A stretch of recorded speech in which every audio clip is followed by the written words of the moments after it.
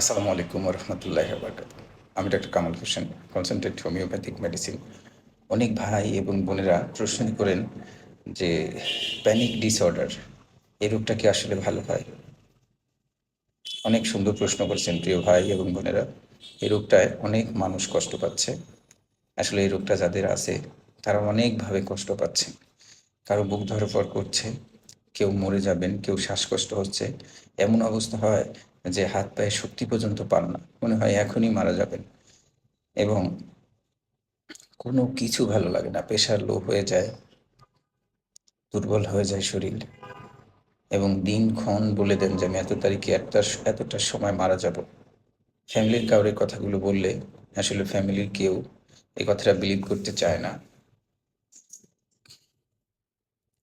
তখন একা একা আসলে অনেক কষ্ট পান। সিঁড়ি দিয়ে উঠতে গেলে ভয় পান, অন্ধকার ঘরে থাকতে ভয় পান, খেতে একদম ইচ্ছা করে না, ঘুমও একদম হয় না। ঘুমের ওষুধ খেলেও ঘুম হতে চায় না। অনেকেই বলেন যে এটা অনেক ফকির দেখিয়েছি, কবিরাজ দেখিয়েছি, তাতেও কাজ হচ্ছে না। কেউ বলেন কালো জাদু করেছে, তাও গিয়েছি ফকিরের কাছে, তাতেও কোনো কাজ হচ্ছে না। অনেক ওষুধও খেলাম, তাতেও কোনো কাজ হচ্ছে না। এখন ফ্যামিলির থেকে বলে যে তোর আর এটা কোনো রোগ না, তুই দুষ্টামি করস, বগিচুগি করস, অনেক ধরনের ভাষা, যেটা গ্রামের ভাষা বলে থাকেন। কিন্তু আসলে এটা রোগ। এই রোগ নিয়ে অনেকেই ৫ বছর, ৬ বছর, ৭ বছর, ৮ বছর পর্যন্ত কষ্ট পাচ্ছেন। আমি এই রোগ অনেকগুলো পেশেন্ট ভালো করেছি হোমিওপ্যাথিক মেডিসিনের মাধ্যমে। ডায়েট প্ল্যান এবং এক্সারসাইজ প্ল্যান, এই ৩টা পদ্ধতির মাধ্যমে ভালো করেছি। আমি বলব যাদের এই সমস্যাগুলো রয়েছে, প্রথম কাজ হচ্ছে যে আপনারা অনেকেই এমআরআর করিয়েছেন, কেউ সিটি স্ক্যান করিয়েছেন, কেউ ইসিজি করিয়েছেন, কেউ ইকো করিয়েছেন। এটা কারো কারো প্রেশার লো থাকে, কারো কারো প্রেশার হাই হয়ে যায়। আমি বলব এটা নিয়ে ভয়ের কিছু নাই।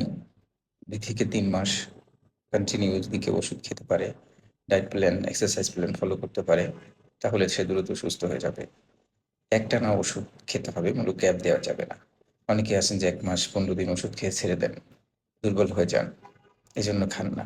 এটা কী কারণে হয়? এটা অনেক কারণে হতে পারে। মূলত হচ্ছে যে মনের কষ্ট, এটা মূলত হচ্ছে মনের রোগ, ব্রেনের রোগ, নার্ভের রোগ।